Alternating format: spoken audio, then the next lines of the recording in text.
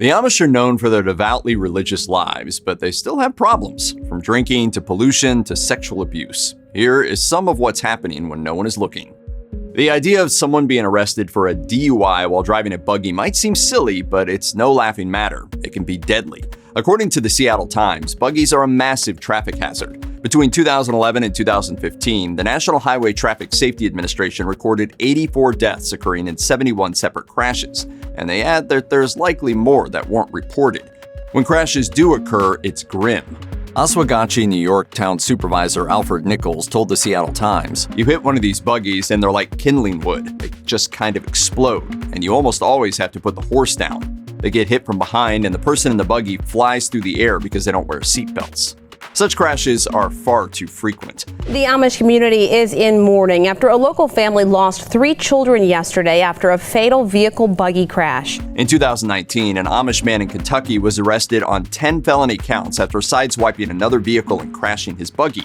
According to The Independent, he had been drinking and a group of children were with him.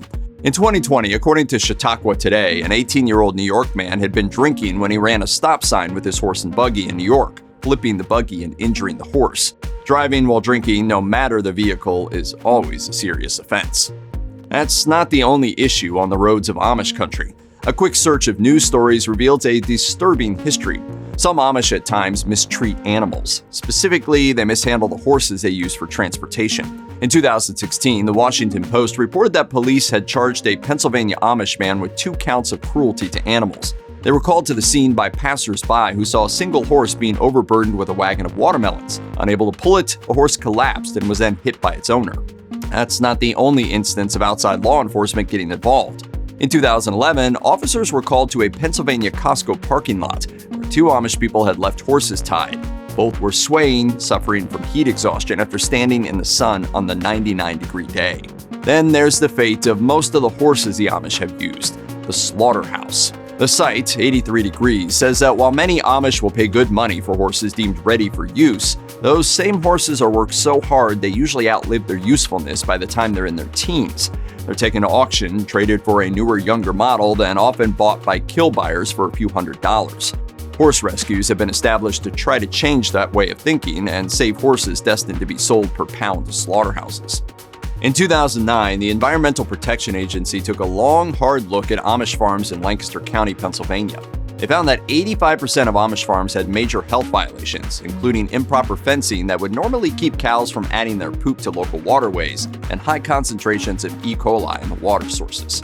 And this wasn't just a problem contained to their farms. The whole investigation was kickstarted by reports of pollution flooding into the Chesapeake Bay from 3 main areas, causing major algae blooms and ultimately dead zones in the waterways, where there was so little oxygen in the water that it could no longer support life. The Amish community was one of 3 pollution hotspots identified by the EPA. And here's the thing.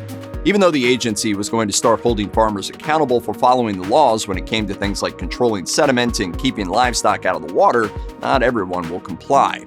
While some have decided to accept the laws and the state funding set aside for improvements, others believe keeping to themselves and the old ways is more important, and they have a long way to go. They are, after all, still using old-school farming methods that destroy the soil, promote erosion, and ultimately pollute the area around them. In 2020, Cosmopolitan ran a piece on the findings of their year-long investigation into the Amish community, during which they found women who were willing to speak out about the horrible treatment they suffered behind the closed doors of their community. Cosmopolitan reported that many girls in the Amish community were repeatedly attacked by members of the community. Sometimes victims felt they couldn't speak up about these experiences because nobody else would vouch for their experience. When her time among the Amish ended, reporter Sarah McClure of Type Investigations had found almost 36 women who were willing to talk about the assaults they dubbed an open secret that spanned generations. I was molested quite a bit as a child by various people. In just the past 2 decades, she confirmed 52 cases in Amish communities across 7 different states, and she went on to blame what she called a perfect storm of factors. For starters, there's the fact that the Amish are living in isolated patriarchal communities that limit their social awareness, and they're folded into a community that preaches forgiveness and obedience. I didn't have the words or knowledge about how to identify that. But that's not all. Cosmopolitan's investigation found there was a very simple reason that it had remained a secret for so long. A woman who went by Esther told the magazine, "We're told it's not Christ-like to report. It's so ingrained. There are so many people who go to church and just endure." Sarah McClure said that was the case with almost every Amish victim she interviewed. Family and church leaders alike warned them not to say anything about their experiences, as they would face ridicule, victim shaming, and even excommunication from the church. Linda Crockett, the founder and director of Safe Communities, says that's been very slowly changing. More Amish women are coming forward, even if it means leaving the church and communities they grew up in. Crockett says, "They hear about each other, not on Twitter or Facebook, but there's a strong communication system within these communities. They draw courage and strength from each other." Sarah McClure found that when it comes to crimes among the Amish, victims were in part discouraged because the punishment rarely fits the crime. The punishment for one disgraced father? 6 weeks of shunning, in which he was socially ostracized and forced to eat meals separately from the community, and a church confession. Not long after, things were back to how they had been before. Outside law enforcement did try to intervene, but according to their notes, things had been, quote, dealt with in the church. The community urged the victim not to speak about the topic again, but authorities did return. It actually didn't get much better.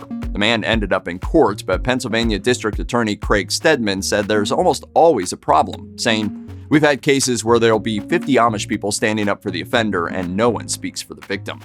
With overwhelming community support, the man only got probation. He returned home to his family and continued his criminal behavior, undeterred by the outcome. When investigator Sarah McClure started looking into why so many in the Amish community kept quiet about allegations, she uncovered something else horrifying. Sometimes it meant victims were sent away. McClure spoke with a woman called Lizzie, who said that when she spoke out, she was bullied for what the community claimed was a consensual affair. She recalled, "They didn't ask me how I felt or my side of the story." Instead, she was labeled as having mental health problems.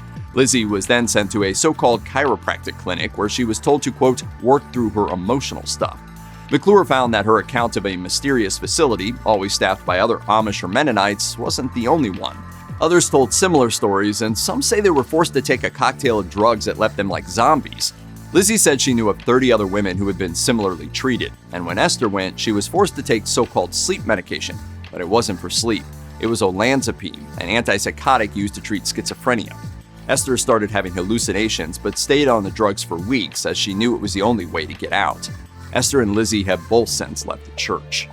While some claim that the Amish own about 20% of America's puppy mills, Snopes says that's not entirely true, but just for one reason. It's impossible to tell just how many they run.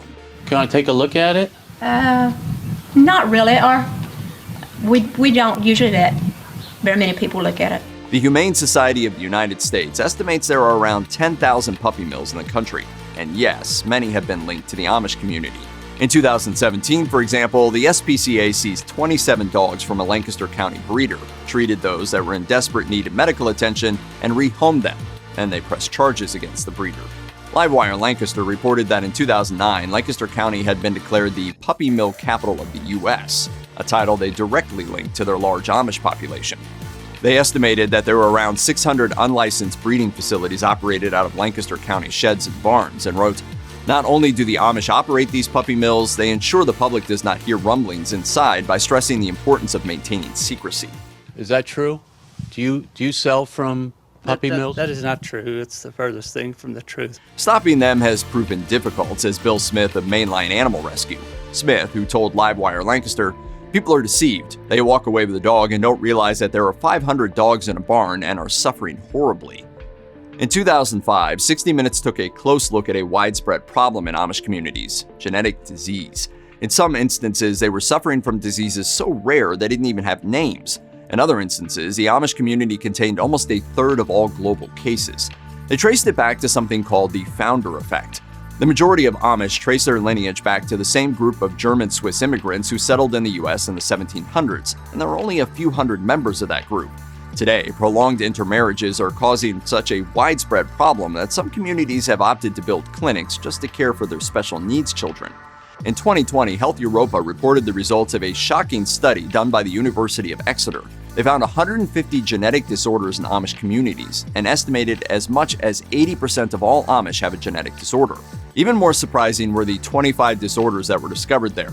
They're known nowhere else in the world. Diseases are serious, too. Things like the maple syrup urine disease, which causes the body to turn protein into a poison that causes brain damage, and Cohen syndrome, which causes a range of symptoms including weak muscle tone that keeps some sufferers from being able to support the weight of their own body. In 2018, people reported on something that seemed incredibly weird.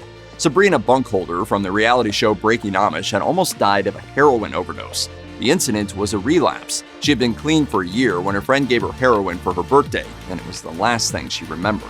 She survived after a dose of Narcan, and she's not alone in her problems.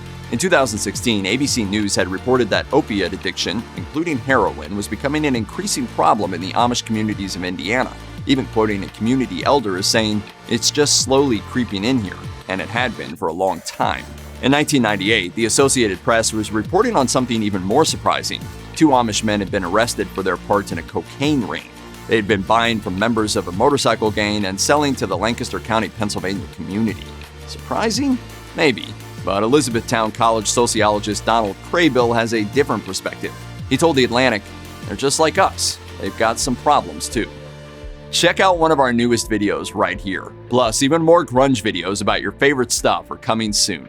Subscribe to our YouTube channel and hit the bell so you don't miss a single one.